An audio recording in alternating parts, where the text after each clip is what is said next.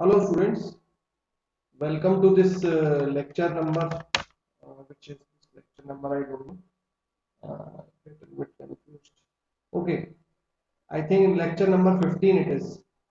All right. तो मैंने अपने पुराने लेक्चर्स में आपको यूनिट 1 तो खत्म हो चुकी है। यूनिट नंबर 2 हमने स्टार्ट कर दी है। यूनिट नंबर 2 की ये यूनिट नंबर 2 हमारी चल रही है।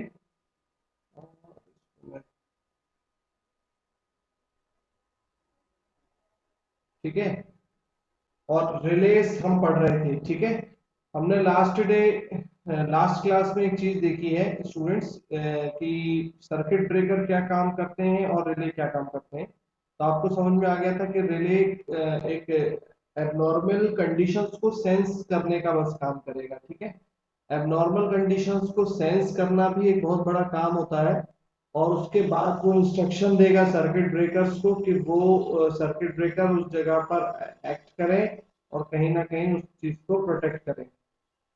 ऑलराइट, अब हमें ये जो आप देख रहे हो इसमें, मैं आपको एक मिनट दिखाता हूँ। ये जो यूनिट नंबर 3 आप देख रहे हैं, तो इसमें नाम लिखा है प्रोटेक्शन, और यूनिट नंबर 4 आप देख रहे हो स्विच गियर। इसमें सर्किट ब्रेकर्स यहाँ पर भी हैं और कुछ फिर जनरेटर वगैरह का ट्रांसफार्मर प्रोटेक्शन सेपरेटली यहाँ पर दिया हुआ है। जो भी इलेक्ट्रिकल मशीन्स होती हैं जैसे कि transformer, generators, transmission lines, switch gears, ये जितनी भी चीजें हैं, इनकी जो प्रोटेक्शन की जो स्कीम्स हैं वो यहाँ पर हमें पढ़नी है। और यूनिट नंबर 4 में हम different different types of circuit breaker जो यूज होते हैं वो पढ़ रहे हैं।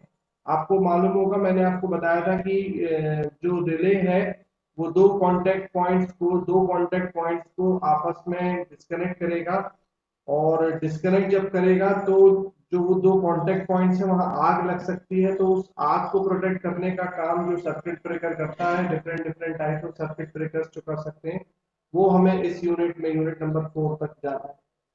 ठीक है, अभी हम रिले कंटिन्यू कर रहे हैं। रिले रिले के बारे में देखिए। ये डायग्राम, ये पूरी आज की क्लास का ये सिस्टम समझिए। ये है unit number 2, this is your relay. तो रिले हमने स्टार्ट कर दिया था। अब ये डायग्राम आपको मैंने अपने पिछले क्लास में उसमें अपने जो हैंड रिटन नोट्स बोर्ड है उस पर पढ़ाया था। इस पिक्चर में देखो, आप क्लियरली देख सकते हो कि ये बस है, ये करंट यहाँ से जा रहा है, और ये पोर्शन जो है मेरा, ये पोर्शन जो है मेरा, ये वाला पोर्शन मेरा सब रिले है। ये है करंट ट्रांसफार्मर, और ये है बेटा पोटेंशियल ट्रांसफार्मर।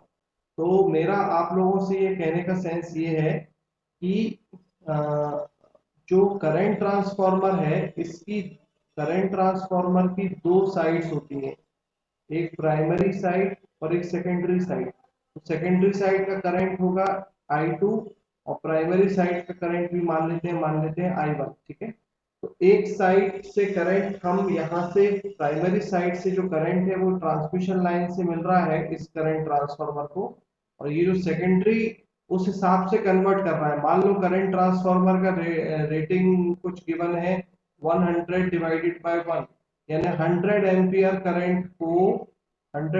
करंट को यहाँ से करंट ट्रांसफार्मर की प्राइमरी वाइंडिंग दे रही होगी, और यहाँ सेकेंडरी वाइंडिंग में कितना दे रही होगी, 1। ठीक है, तो यहाँ पर करंट जो रिले कॉइल में जा रहा होगा वो कितना जा रहा होगा, 1। और ये हमारी नॉर्मल कंडीशन हमने मान ली। ठीक है, इसी प्रकार अब हमें, ये तो करंट ट्रांसफार्मर एक ऐसी चीज हो गई जो करंट को सेंस करके बताएगी। इसी प्रकार ये जो वोल्टेज ट्रांसफार्मर है, ये यहाँ के वोल्टेज को मेजर कर रहा है। जो थाउजेंड्स ऑफ वोल्ट्स होंगे, थाउजेंड्स ऑफ वोल्ट्स, उसका कुछ रेशो में कन्वर्ट कर रहा होगा कम वोल्टेज में, और वो वोल्टेज कौन को मिल रहा है, रिले की इस कॉइल को। और इन दोनों कॉइल्स का पर्पस क्या है कि अगर करंट ट्रांसफार्मर की, अगर करंट, अब होगा क्या, होना ये है कि अगर फॉल्ट की वजह से, किसी भी फॉल्ट की वजह से ट्रांसमिशन लाइन पे, अगर ट्रांसमिशन लाइन में करंट एकदम से इंक्रीज होता जाता है, इंक्रीज होता है करंट, तो करंट इंक्रीज होने की वजह से आपका जो प्राइमरी वाइंडिंग है यहाँ पर, इसका करंट इंक्रीज हो जाएगा 100 से। तो अगर ये 100 से बढ़ेगा तो ऑब्वियसली सेकेंडरी करंट भी बढ़ेगा। तो सेकेंडरी करंट बढ़ेगा तो ये रिले कॉइल इस कांटेक्ट को में एनर्जी आएगा और इस कांटेक्ट को खींचेगा अपनी तरफ, और ये सर्किट कंप्लीट हो जाएगा। और ये सर्किट जब कंप्लीट होगा तो ये डीसी इस कॉइल को एनर्जी देगी, और ये आपने देखा कैसे काम होगा। तो ठीक है। तो लेकिन अभी प्रॉब्लम ये है इसमें रिले को समझने में कि आपने देखा होगा कि कैसे खींचेगा, कितना फोर्स लगेगा खींचने के लिए, कितना करंट की रिक्वायरमेंट होगी, समझ में आ रहा है आप लोगों को, कितने नंबर ऑफ टर्न्स होंगे रिले कॉइल में, अगर ज्यादा होंगे तो क्या फर्क पड़ेगा, अगर कम हो जाएंगे तो क्या फर्क पड़ेगा, समझ रहे हो कि नहीं। अब अगर जो ताकत रिले कॉइल का करंट ट्रांसफार्मर की में थोड़ा सा अगर थोड़ा सा ही करंट इंक्रीज हो पाया, तो जो ताकत रिले कॉइल को एकदम चाहिए उस कांटेक्ट को खींचने के लिए, वो फोर्स, हम मैं उसको ताकत वर्ड यूज कर रहा हूँ, वो फोर्स डेवलप हो पा रहा है कि नहीं हो पा रहा है। तो आप लोगों ने मेरे मुंह से अभी समझाते समय कुछ शब्द सुने, जैसे कि फोर्स, एक फोर्स होता है, और एक पहले से एक पहले से भी वो कनेक्टेड रखा होगा एक फोर्स से, मतलब जैसे मैं अपना हाथ है, ये हाथ को मैं ऐसे अभी ऐसे रखे हुए हैं आप लोगों के सामने, ठीक है, मुझे इस हाथ का ऐसे टच करना है, तो कोई ताकत आएगी ना जो इस हाथ को इस हाथ से टच करे, तो वो जो एनर्जी इस हाथ को ऐसे लेके जाए, तो वो अलग से एनर्जी होगी। लेकिन अभी भी मैं अपना हाथ ऐसे पकड़ा हूं, तो उसको भी ऐसे बैलेंस करने में भी तो एनर्जी लग रही है। तो कहने का मतलब ये है कि जो रिले के यहाँ, एक मिनट में आगे आके आपको यहाँ दिखाना चाहूंगा, इस डायग्राम को देखते हैं पहले, फिर अपन पीछे चलेंगे वापस। अ, इस डायग्राम में आप देखिए कि ये ये जो डायग्राम है ये वाला, इस डायग्राम में आप देखें कि ये इलेक्ट्रोमैग्नेट है, ये नॉर्मली क्लोज कंडीशन है। अब अगर ये आर्मेचर है, ये एक रॉड है सपोज, है ना, मैं ये चाह रहा हूं कि ये जो कॉइल है ना, इसमें कुछ करंट जाए, इसमें अगर मैं डीसी सप्लाई का कनेक्शन दे दूं, जैसे आप इस डायग्राम में यहाँ देख सकते हो, जैसे ये डीसी सप्लाई इस कॉइल में जाएगी तो क्या होगा, ये कांटेक्ट क्लोज हो जाएगा। अब ये जो कांटेक्ट आप देख रहे हो ना, ये क्लोज हो रहा है जिस तरह से, इसके क्लोज होते ही साथ ये सर्किट में डीसी सप्लाई किया, और अल्टीमेटली ये आर्मेचर का जो है ये क्लोज हो गया। सब स्विचिंग अरेंजमेंट है और कोई बात नहीं है। अब यहाँ देखो स्विचिंग अरेंजमेंट क्या क्या बोलता है कि पहले तो ये कॉइल में एनर्जी जाए, और ये स्प्रिंग क्या है, ये स्प्रिंग एक एनर्जी से इस रॉड को पकड़ी हुई है, जो कि अभी करंट को पास करने दे रही है यहाँ से। अब हमें इसको खींचना है अपनी तरफ। ये जो रॉड है ये कब खींचेगी, ये रॉड है, ये रॉड अपनी तरफ कब खींचेगी, जब ये रॉड खींचेगी, कब खींचेगी, जब इसमें ये वाली जो रॉड है ये इस तरफ अट्रैक्ट तब होगी जब इसमें एनर्जी आएगी। ऑलराइट, तो ये जो फोर्स है, ये जो फोर्स हमें डेवलप करना है, this this force is developed by this number of turns of coils, और बाय द करंट। तो ये आपने देखा होगा कि ये चीजें हमें आगे अभी पढ़नी है। ठीक है, अभी मैं यहाँ पर था, तो ये समझाने के लिए अभी आगे भी ये पोर्शन आएगा, तो ये समझाने के लिए मैं भी आगे चला गया था, है ना। अभी हम बात करते हैं in this picture the basic connection of protective,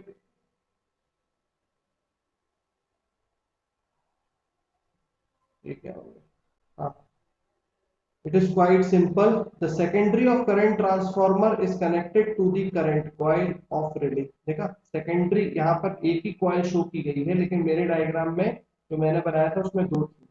तो सेकेंडरी ऑफ करंट ट्रांसफार्मर, ये करंट ट्रांसफार्मर की जो सेकेंडरी है ये रिले कॉइल से कनेक्टेड है, ऐसा लिखा है। And secondary of voltage transformer is connected to the voltage coil of the relay, ठीक है। whenever any fault occur in the feeder circuit, proportionate secondary current of current transformer will go flow through the current coil of the relay, due to which mmf of the coil is increased। अब ये MMF की बात कहां से आ गई, और ये सब क्या हो रहा है, कहने का मतलब ये हो रहा है कि जब एकदम से हम सिर्फ और सिर्फ इलेक्ट्रोमैग्नेट की ताकत पे बिलीव कर रहे हैं। इलेक्ट्रोमैग्नेट का एमएमएफ का फॉर्मूला क्या होता है स्टूडेंट्स, आपको मालूम, बस ये याद रख लो।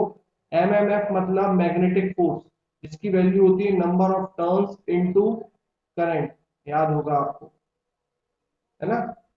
तो अगर नंबर ऑफ टर्न्स या करंट, अगर करंट इंक्रीज हुआ है कहीं ना कहीं, तो यहाँ पर करंट इंक्रीज हुआ है तो इसकी एमएमएफ इंक्रीज होगी, और अगर मैग्नेटिक इम्पैक्ट ज्यादा होगा तो ये ट्रिप कॉइल को खींच लेगा, ठीक है।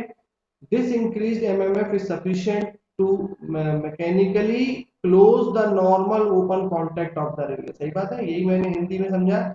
This relay contact actually closes and completes the DC trip coil circuit and hence the trip coil is energized। ठीक है, तो ये जो DC ट्रिप कॉइल को एनर्जाइज हो जाएगा, यही जब क्लोज होगा तो ये एनर्जाइज हो जाएगा, और अल्टीमेटली ये वाला सर्किट कंप्लीट होने की वजह से सर्किट ब्रेकर अच्छे से ऑपरेट हो जाएगा, ठीक है। अब अब बस आगे बढ़ते हैं, लेकिन अब हमें कुछ चीजें पढ़नी पड़ेंगी। The functional requirement of protection relay. देखो कुछ ये चार जो चीजें लिखी हुई हैं ये क्वालिटीज हैं। ये फंक्शनल रिक्वायरमेंट का शब्द दिया जा रहा है क्योंकि आरजीबीबी में क्वेश्चंस ऐसे पूछे गए हैं, तो मैंने इसको ऐसे ले लिया है। What is the functional requirement या what is the quality of a relay. तो रिलायबिलिटी एक रिले में होना चाहिए। अब आप खुद सोचिएगा, ऐसे बस यहाँ पे एक डायग्राम बना रहा हूं, ऐसे समझो बेटा कि ये दो पॉइंट है, ठीक है, ये दो पॉइंट है, ये ऊपर बना देता हूं, ये ये जो ये जो ये जो रॉड है ये वाली, मैं चाहता हूं कि कुछ ऐसा हो जाए कि ये इससे इस पॉइंट से डिस्कनेक्ट हो जाए। तो कैसे डिस्कनेक्ट होगी ये वाली चीज, तो उसके लिए मैंने क्या किया, मैंने यहाँ पर एक कॉइल बनाई और मैंने कहा कि इस कॉइल को मैं डीसी सप्लाई अगर दे दूंगा, इस कॉइल को अगर मैं डीसी सप्लाई दे दूंगा तो यहाँ पर बन जाएगा मैग्नेट, और ये मैग्नेट इसको खींच देगा। अब ये जो रॉड है ये ऑलरेडी एक स्प्रिंग फोर्स से कनेक्टेड है, और इसमें से हम यहाँ से एक करंट पास कर रहे हैं यहाँ से। अब हम ये चाह रहे हैं कि ये चीज, ये जो रॉड है, ये नॉर्मल कंडीशन में है। ये देखो बेटा, सपोज करो ये कोई पाथ है जहां से करंट ऐसा आ रहा था और यहाँ जा रहा था, और इस पाथ में यहाँ से लेके यहाँ के बीच में मैंने ये सेटअप बनाया है। ये सेटअप में मैंने क्या किया है, जो कंडक्टर जो सीधा सीधा जा रहा था उस कंडक्टर को एक ऐसी रॉड से रिप्लेस कर दिया है, जिसको मैं आर्मेचर बोल रहा हूँ, थोड़ा सा मोटा कर दिया है, मतलब बीच में टुकड़ों में काट दिया है इस कंडक्टर को। क्यों काट दिया है, क्योंकि मैं यहाँ पर एक सर्किट ब्रेकर का या रिले अरेंजमेंट कर रहा हूँ। मैं ये कह रहा हूँ कि अगर यहाँ पर कहीं पर भी फॉल्ट हुए से करंट ज्यादा हो तो मेरे डीसी सप्लाई का ये सर्किट कंप्लीट हो, और ये जो कॉइल है, ये जो आर्मेचर है, ये नीचे खिंच जाए। तो खिंच जाएगा मतलब होता है फोर्स, एक फोर्स लगना है, और वो फोर्स होगा डिफ्लेक्ट, इस फोर्स को हम बोलेंगे डिफ्लेक्टिंग फोर्स। और एक वो फोर्स है जिसकी वजह से ये जो स्प्रिंग लगा रही है, जिसकी वजह से ये कनेक्टेड है। अब अगर ये स्प्रिंग नहीं होगी तो ये झूलता रहेगा, ऊपर नीचे लटकता रहेगा, मतलब ये जो करंट है, ये जो पहले यहाँ कनेक्टेड होना चाहिए ना इस वायर को, अगर इस पॉइंट पर कनेक्टेड होना चाहिए, ये पूरा कनेक्शन इस तरीके से कंप्लीट होना चाहिए यहाँ से यहाँ तक। तो इस पॉइंट को कंप्लीट होने के लिए यहाँ पर ये कनेक्शन ऐसे ऐसे पूरा बना रहे, इसके लिए कहीं ना कहीं एक फोर्स की जरूरत है कि नहीं। तो वो फोर्स है मेरा कंट्रोलिंग फोर्स, जो पहले से कंट्रोल कर रहा है, और ये है मेरा डिफ्लेक्टिंग फोर्स, जो कि इस रॉड को इन दोनों पॉइंट्स, ये जो दो, थोड़ा सा डायग्राम मैंने गंदा कर दिया है, ये दोनों पॉइंट में पहले यहाँ कनेक्टेड था, अब इसको खींच के स्विच को यहाँ लेके आए, वो चीज, वो है डिफ्लेक्टिंग फोर्स। तो ये दो फोर्स हो गए पहली बात तो ये। और ये फोर्स पैदा किस वजह से होंगे, ये फोर्स पैदा होंगे इस डीसी सोर्स की वजह से, फ्लो होने वाले करंट की वजह से, number of turns of the coils की वजह से। लेकिन ये तो बाद में आएगी, करंट की बात, नंबर ऑफ टर्न्स की बात, और साथ में डिफ्लेक्टिंग फोर्स की बात। लेकिन उससे भी पहले जो मालूम होना चाहिए और वो ये कि इस पूरे के पूरे जो रिले है, इस रिले की कुछ प्रॉपर्टी होती हैं, और वो प्रॉपर्टीज क्या है? The functional requirement of protective protection relay. तो रिलायबिलिटी, द मोस्ट इंपॉर्टेंट चार चीजें: reliability, selectivity, sensitivity and speed. ठीक है, ये चार चीजें आपको एज अ थ्योरी मालूम होना चाहिए। The most important requisite of protective relay is reliability. They remain in operative for a long time before a fault occurs, but if a fault occurs, the relay must respond instantly and correctly. इसका मतलब समझे आप? इसका मतलब ये है कि हमारे घर में कई ऐसी चीजें होती हैं जो यूजलेस होती हैं, लेकिन हम उन्हें फिर भी एज अ वोल्टेज स्टेबलाइजर या कभी भी कोई भी चीज को हम बना के रखते हैं कि वक्त आने पर जब भी फॉल्ट आएगा तो ये हमारा साथ देगी, हमारी डिवाइस को प्रोटेक्ट होने से बचाएगी। तो इसका मतलब ये थोड़ी ना है कि उसकी कोई सर्विसिंग होती रहनी चाहिए या वो पूरे टाइम उसको हम कुछ मेंटेनेंस उसका करते रहें तभी वो चले। तो रिलायबिलिटी का मतलब ये होता है कि जब भी हमारी फॉल्ट आए, हमने अगर उसको लिया है तो उतना रिलायबल रहे हमारे लिए। हमारा कोई ऐसा फ्रेंड जिससे हम कभी भी बात करें तो वो अच्छी बात करे, जब भी हम उससे फोन पे बात कर रहे हैं, मान लो 10 दिन बाद हम अपने फ्रेंड से बात कर रहे हैं, वो अचानक कह रहा है अरे 10 दिन बाद याद आई तुम्हें, अब मेरे को तुमसे बात नहीं करना। रिलायबल फ्रेंड नहीं है ना भाई। हम अपने काम में बिजी थे, दूसरा काम कर रहे थे, अब हमारी तुमसे बात करने की इच्छा हुई, इसलिए हम तुमसे बात कर रहे हैं। तो ये होती है रिलायबिलिटी। तो ऐसा होना चाहिए। Selectivity. The relay must be operated in only those conditions for which relays are commissioned in the electrical power system. There may be some typical condition during fault for which some relays should not be operated or operated after some definite time delay. Hence, protection relay must be sufficient capable to select appropriate condition for which it would be operated. तो selectivity का मतलब हमें कौन सा relay select करना है ये होना चाहिए। सेंसिटिविटी मतलब, सेंसिटिविटी सिंपल, बहुत ही अच्छा टॉपिक होता है सेंसिटिविटी। सेंसिटिविटी का मतलब क्या है? सेंसिटिविटी का मतलब ये है कि करंट ट्रांसफार्मर में अचानक से करंट इंक्रीज हुआ, जैसे करंट इंक्रीज हुआ सेकेंडरी कॉइल में, तो हमारा रिले रिस्पॉन्ड कैसा कर रहा है उस करंट चेंज को, that is known as sensitivity. So the relaying equipment must be sufficiently sensitive so that can be operated reliable when level of fault just crosses the predefined limit। मतलब हमारी current transformer की primary winding ने अचानक report दिया कि current अचानक से 10-20% increase हुआ है, तो जो करंट ट्रांसफार्मर की सेकेंडरी वाइंडिंग है उसने भी वही चेंज रिपोर्ट किया रिले कॉइल को।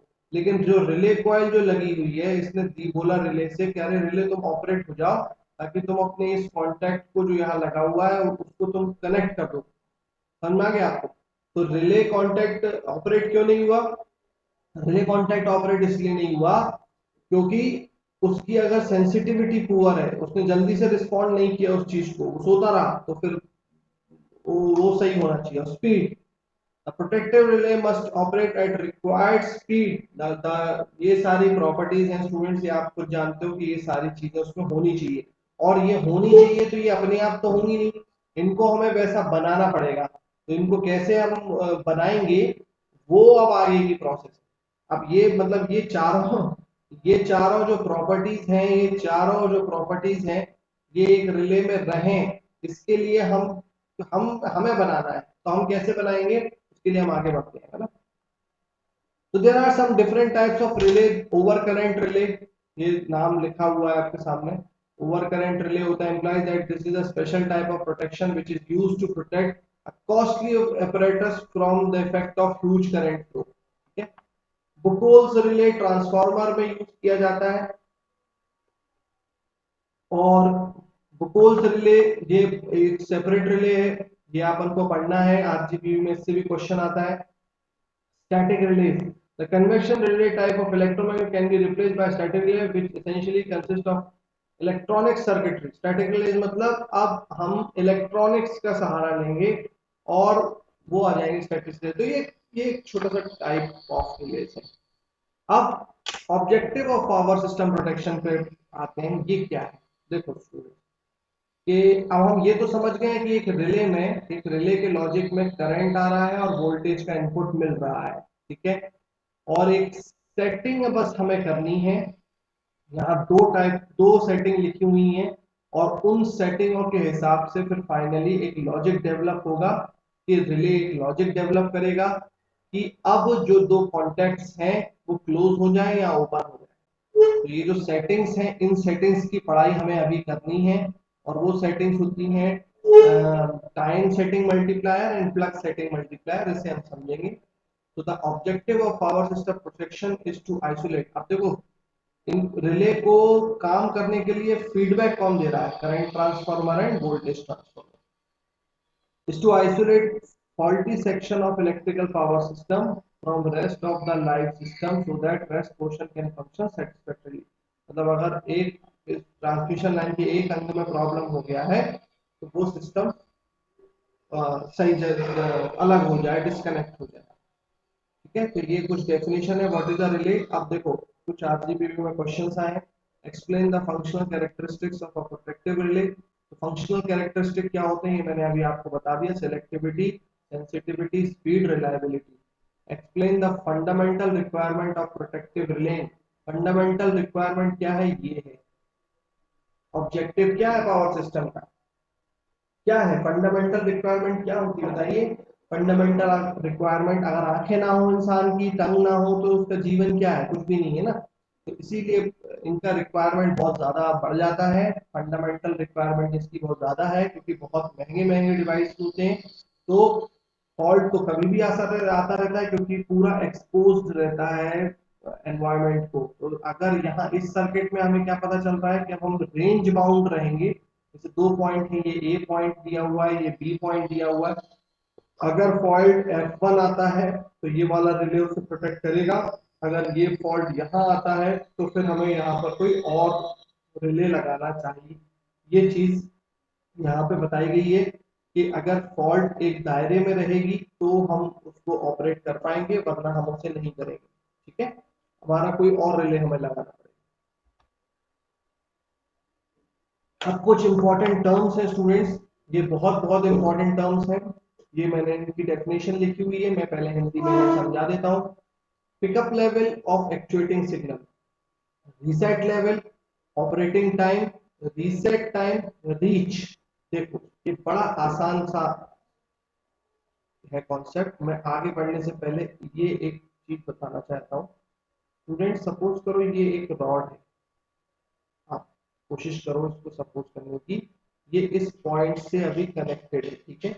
मुझे इस रॉड को, इस पॉइंट को, ये इस पॉइंट को एक ताकत से इस जगह पर, इस पॉइंट को इस पॉइंट पर टच करना है। मतलब मैं चाहता हूं कि ये ऐसी टच हो जाए। ऐसा होने के लिए इसको इतना कितना डिस्टेंस ट्रेवल करना पड़ेगा, इतना डिस्टेंस ट्रेवल करना पड़ेगा। ये अपने आप करेगा क्या, नहीं। जब ये ऑलरेडी यहाँ कनेक्टेड है तो सम फोर्स आई रिक्वायर। तो मैंने अभी थोड़ी देर पहले बताया था आई रिक्वायर सम फोर्स। और ये फोर्स मुझे कौन देगा, ये फोर्स मुझे देगा यहाँ पर। मैं एक कॉइल लगा रहा हूँ, ये कॉइल लगा रहा हूँ। इस कॉइल में फ्लो होने वाला करंट या नंबर ऑफ टर्न्स मुझे फोर्स देगी, जिसकी वजह से ये जो है ये यहाँ आ जाएगा। दूसरी चीज, ऑपरेटिंग टाइम ऑफ रिले। तो ये कुछ डेफिनेशंस हैं। रीच, रीच ऑफ रिले मतलब अगर जो मैंने जितना जो करंट आया इसको, तो ये इतने डिस्टेंस पर रीच हो पाया। अगर रीच नहीं हो गया, मतलब ये अगर यहीं आके अटक गया, तो इसको बोलेंगे अंडर रीच। ज्यादा आगे आने की कोशिश की तो इसको बोलेंगे ओवर रीच। और ये रीच रीच की कुछ टर्म्स आएंगे यहाँ पर। अब रीसेट लेवल क्या होता है, रीसेट लेवल मतलब हमने थोड़ी देर के लिए तो इसको बुलाया, अब हमारी प्रॉब्लम सॉल्व हो गई, अब यहाँ करंट जीरो हो गया। तो आप एक बात सोचो, इस डायग्राम में दिखाता हूँ। अब मैं अभी तक ये चाहता था, मैं अभी तक, ये सॉरी ये वाले डायग्राम में देखिए, ये वाले में मैं अभी ये चाह रहा था कि ये चीज यहाँ डिस्कनेक्ट हो जाए। ठीक है, तो नॉर्मली क्लोज था सिस्टम, मतलब सिस्टम में अगर मैं ऐसे वायर बता दूं, ये ये बेटा ऐसा गया हुआ है। मान लो ये मेरा घर है और ये कहीं कोई जनरेटर है। इस जनरेटर से ऐसे बिजली मेरे घर में जा रही है, ये इस अरेंजमेंट के थ्रू, इस रॉड से ऐसे। है ना। और अब मुझे ऐसा लगा कि इस जगह पे फॉल्ट आया, और फॉल्ट आने की वजह से ये इसमें एनर्जी आई और इसमें इसको खींच डाला। अब खींच डाला तो सर्किट ये यहाँ से डिस्कनेक्ट हो गया ना ये। तो अब मेरे घर में बिजली नहीं आ रही है।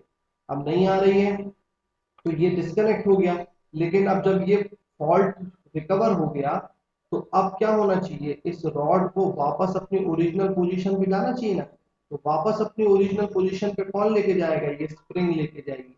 तो स्प्रिंग एक वापस से रिस्टोरिंग फोर्स मारे, उसके लिए उस पॉइंट को हम बोलते हैं reset level. The value of current और voltage below which a relay opens its contacts and comes to its original position। और पिकअप लेवल क्या है, pickup level of actuating signal क्या है। मैं पहले यहाँ पे सब कुछ इरेज कर दूं। पिकअप लेवल क्या है, the value of actuating quantity which is on threshold above which the relay initiates to be operated. मतलब एक वैल्यू जिसके बाद हमारा एक वैल्यू जिसके बाद हमारा रिले ऑपरेट हो जाए उसको हम बोलेंगे पिकअप लेवल। रीसेट लेवल क्या है, ये मैंने आपको बता दिया। Operating time of relay, just after exceeding pickup level of actuating quantity the moving mechanism of relay starts moving and it's ultimately close to the relay contacts at the end of its journey. The time which elapses between the instant when actuating quantity exceeds the pickup value to the instant when the relay contacts operating time. ये definition आपको थोड़ा अटपटी लग रही होंगी, may be अभी आपको clear हो जाएगा। ठीक है, what is this pickup current, ये वाली हम थोड़ी सी थ्योरी अच्छे से पढ़ेंगे। इस थ्योरी को हम थोड़ा सा अभी अच्छे से पढ़ते हैं स्टूडेंट्स। देखिए, in all electrical system the moving contacts are not free to move. सही बात है ना। देखो ये मूविंग कॉन्टैक्ट है, ये ऊपर नीचे इसको होना है, तो ये फ्री नहीं है। ये जो इस डायग्राम में आपको इस वे में दिख रहा है, ये अल्टीमेटली ये पॉइंट है स्टूडेंट्स जो मैं बताना चाह रहा हूँ, ये वाला पॉइंट। ये जो पॉइंट है, मतलब जो रिले है, ये रिले, ये इस पॉइंट को हम ये जो अंदर ये जो रॉड दिख रही है ना आपको, अगर इस कॉइल में कहीं ना कहीं मैग्नेट आएगी ना तो ये कॉइल नीचे खिसक जाएगी। ये प्लंजर नीचे आएगा और ये कनेक्शन हो जाएगा। ऐसा ये होने वाला है, ये होता है, ये जो यही तो मैं पढ़ाने की कोशिश कर रहा हूँ। और ये नीचे क्यों खिसकेगा, ये नीचे इसलिए खिसकेगा क्योंकि करंट ट्रांसफार्मर में करंट अचानक से इस कॉइल में इंक्रीज होगा। करंट ट्रांसफार्मर की सेकेंडरी कॉइल में अचानक करंट इंक्रीज क्यों होगा, क्योंकि यहाँ पर बस बार से इंफॉर्मेशन वैसी मिलेगी। ये बार बार मैंने आप लोगों को बता दिया। तो अब देखते हैं। So all the contacts remain in their respective normal position by some force applied on them continuously. This force is called controlling force of the relay. मतलब जो पहले से अपनी ओरिजिनल पोजीशन पे है, उसी वजह से उसको क्या कहते हैं, कंट्रोलिंग फोर्स। इस फोर्स को कहते हैं controlling force. This controlling force may be gravitational force, may be spring force, may be magnetic force. The force applied on the relay's moving part for changing the normal position of the contact is called deflecting। मतलब अब हम उसको deflect करने वाले हैं। ठीक है ना। अब हम इसको डिफ्लेक्टिंग फोर्स क्या हो गया, जिस वो फोर्स जो हमारा बैटरी की वजह से लगेगा कॉइल में। ठीक है, this deflecting force is always in opposition of controlling force and presents always in the relay. Although the deflecting force always present in the relay directly connected to a live line, but as the magnitude of this force is less than the controlling force in normal condition, the relay does not operate. Obviously, अगर ये force ज्यादा नहीं है तो ये relay वहीं का वहीं टच रहेगा, क्योंकि वो फोर्स ज्यादा है। इस स्प्रिंग का फोर्स इसके फोर्स से ज्यादा होगा तो ये कनेक्शन बना रहेगा। तो ये हमें बहुत मैनेजमेंट करना पड़ता है इस चीज का, कि वो मात्रा, वो करंट की मात्रा जो हमारे बस लाइन को, इससे पहले कि यहाँ पे जल जाए, खराब हो जाए, उसके बाद रिले ऑपरेट हुआ, तो क्या मतलब निकला उस रिले का। तो कहाँ थे हम। ठीक है, if the actuating current in the relay coil increases gradually, ठीक है, the deflecting force in electromechanical ray is also increased. Once the deflecting force crosses the controlling force, सही बात है, the moving parts of the relay initiates to move to change the position of the contacts in the relay. The current from which the relay initiates its operation is called pickup current. मतलब वो pickup current की definition अगर इतनी बड़ी आपने पढ़ी है, उसमें कंक्लूजन की बात क्या करी जाए, तो वो करंट जिसके बाद ये यहां से उठना चालू हो जाए, मतलब यहां से निकलना चालू हो जाए, इस वो करंट इस कॉइल के अंदर जिसके मैग्नेटिक फील्ड जो क्रिएट हुई, जिसकी फोर्स की वजह से ये उठना चालू हो जाए इस तरफ, उसको कहते हैं पिकअप करंट। ठीक है। अब एक और चीज है the current setting. Current setting क्या होती है भाई? The minimum pickup value of deflecting force of an electrical relay is constant. Again, the deflecting force of the coil is proportional to its number of turns and current flowing through the coil. मैंने आपको बताया था कि जो deflecting force है किसी भी coil में जो प्रोड्यूस होता है, वो नंबर ऑफ टर्न्स की वजह से होता है या करंट की वजह से होता है। ठीक है। Now if we can change the number of active turns of any coil, the required current to reach at minimum pickup value of the deflecting force in the coil also changes. ठीक है। इसका मतलब ये कह रहे हैं ये कि अगर हमने नंबर ऑफ टर्न्स बदल दी, कम कर दी या ज्यादा कर दी, तो क्या करंट भी बदल जाएगा? बिल्कुल चेंज हो जाएगा। यानी कि ये है कि अगर हम नंबर ऑफ टर्न्स बढ़ा देंगे तो करंट कम हो जाएगा ऑब्वियसली, और नंबर ऑफ टर्न्स कम कर देंगे तो करंट बढ़ जाएगा। ठीक है। तो ये चीज इन्होंने यहाँ पे बताई हुई है। अब एक टर्म आती है, दो टर्म्स है स्टूडेंट जो सबसे इंपॉर्टेंट है, एक है प्लग सेटिंग मल्टीप्लायर और एक है टाइम सेटिंग मल्टीप्लायर। तो प्लग सेटिंग मल्टीप्लायर क्या होता है? Is referred to as the ratio of fault current in the relay to its pickup. तो पिकअप करंट आपने देख लिया, वो करंट जिसके बाद ये जो रॉड है वो खिसकना चालू होगी, वो हो गया मेरा इस कॉइल का पिकअप करंट। तो ये नीचे आ गया। और फॉल्ट करंट इन रिले कॉइल मतलब जो फॉल्ट सर्किट करंट ट्रांसफार्मर की वजह से आएगा। अब देखो ये जो किसका, ये तो बैट ये इस तरफ जो ये जो एक्टिवेट हो रहा है, और यहाँ से हमें सिग्नल मिला था करंट ट्रांसफार्मर। तो मतलब फॉल्ट करंट इन रिले कॉइल हमें कहां से पता चल सकता है? ये है करंट ट्रांसफार्मर की सेकेंडरी का। तो फॉल्ट करंट इन करंट कॉइल और पिकअप करंट की वैल्यू क्या हो जाएगी? रेटेड सीटी करंट ट्रांसफार्मर का secondary current into current setting. अब ये जो आपको यहाँ पे मैं बता देता हूँ पिकअप करंट की वैल्यू, यहाँ देखो, पिकअप करंट की वैल्यू होती है current setting into rated current. Cross check कर मल्टीप्लाई कर सकते हैं। ये और अच्छे से आपको एक न्यूमेरिकल में समझ में आएगा। एक एग्जांपल के तौर पर सपोज करते हैं इसको, देखिए suppose we have connected a protection current transformer 200/1 ampere and current setting is 150%। इसका क्या मतलब हुआ?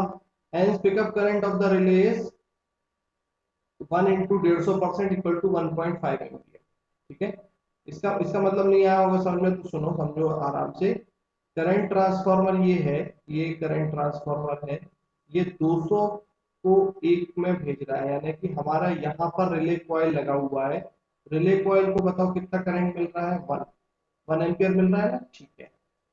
अब current setting is 150%। Current setting 150% का मतलब ये हो गया कि पिकअप करंट क्या है? पिकअप करंट मतलब वो करंट जिसके बाद मेरा ये रिले कॉइल ऑपरेट होगा, तो वो है मेरी करंट सेटिंग मैंने कर रखी है।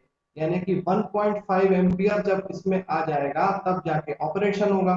Now suppose fault in the current transformer is 1000। अब मान लो यहाँ पर अचानक इसकी प्राइमरी साइड, अपन ये समझ गए हैं कि अभी नॉर्मली 1 एम्पियर जा रहा है तो कुछ नहीं हो रहा रिले कॉइल में, ठीक है ना। अब ये कब ऑपरेट होगा? ये कब ऑपरेट होगा? ये ऑपरेट होगा 1.5 पर। ठीक है। अब मान लो फॉल्ट आया जिसकी फॉल्ट की वैल्यू से ये 200 चेंज हो गया कितने में? 1000 में। ऐसा बोल रहा है 1000 का फॉल्ट आया, तो यहाँ पर एक से 200 से 5 गुना बढ़ गया, तो ये एक कितने गुना बढ़ जाएगा? ये एक भी बन जाएगा 5 गुना। ये हो गया 5 गुना रिले कॉइल। तो 5 गुना करंट आ चुका है आपके पास। तो प्लग सेटिंग मल्टीप्लायर का मतलब ये हो रहा है आपसे कि अब 1.5 पे ऑपरेट होना चाहिए था ना, लेकिन अब आपको तो 5 एम्पियर आ रहा है। 1.5 पे तो प्लग सेटिंग मल्टीप्लायर एक मल्टीप्लायर है सिंपल सा, जो ये बताएगा कि 1.5 पे ही ऑपरेट हो जाता है, लेकिन हमें 3.33 टाइम्स ज्यादा मिलता है। समझ में आ गया आप लोगों को? तो यहां पर अब ये टाइम सेटिंग मल्टीप्लायर क्या होता है? ये टाइम सेटिंग मल्टीप्लायर होता है the operating time of an electrical relay mainly depends on two factor. आप बताओ ऑपरेटिंग टाइम किस चीज पे डिपेंड करेगा कि ये आपका जो ये आपका जो कॉइल है ये कितने टाइम में यहां से यहां डिस्कनेक्ट हो रहा है। तो ये ऑपरेटिंग टाइम किस चीज पे डिपेंड करेगा? डिस्टेंस पे भी डिपेंड करेगा और साथ में स्पीड पे भी डिपेंड करेगा। तो how long distance to be traveled by the moving parts of the relay for closing relay contacts and how fast the moving parts of the relay cover this distance. So for adjusting ये मैंने गलत कर दिया। So for adjusting relay operating time both the factors are to be adjusted. तो अब आप ये सोचिए कि ये टाइम सेटिंग मल्टीप्लायर और प्लग सेटिंग मल्टीप्लायर क्या एक दूसरे से इंटरकनेक्टेड है? तो बिल्कुल है। इसलिए है क्योंकि कहीं ना कहीं जो अगर हम ये बोल रहे हैं कि time depends upon the speed,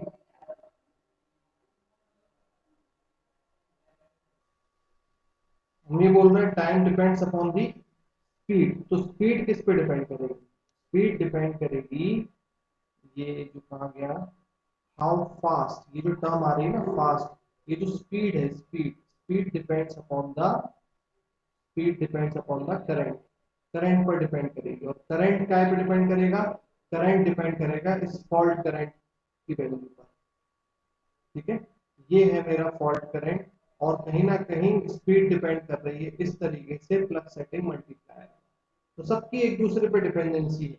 the adjustment of travelling distance of an electron is commonly known as time setting. तो हम एक एडजस्टमेंट करेंगे डिस्टेंस के लिए, क्या एडजस्टमेंट होगा वो देखेंगे आगे। The adjustment commonly known as time setting, इस एडजस्टमेंट को ही बोला गया है time setting multiplier. The time setting dial is calibrated from 0 to 1 in 0.005 steps. अब but by adjusting only time setting multiplier we cannot set the, ये सारे notes भी जो आप देख रहे हो इसको आप बनाते जाइएगा। इसके बाद एक वीडियो में न्यूमेरिकल्स के साथ और हैंड रिटन पे पढ़ा के करूंगा। ये यहाँ पर आप थोड़ा सा स्टोरी को पढ़िए, यहाँ से आपको प्लग सेटिंग मल्टीप्लायर का और टाइम सेटिंग मल्टीप्लायर का एक आइडिया हो जाएगा। और I hope it is clear to you. और रिले के इस आगे के फोर्स वाले कॉन्सेप्ट को टेक्निकली और डिटेल में आगे बढ़ाएंगे इन द नेक्स्ट वीडियो।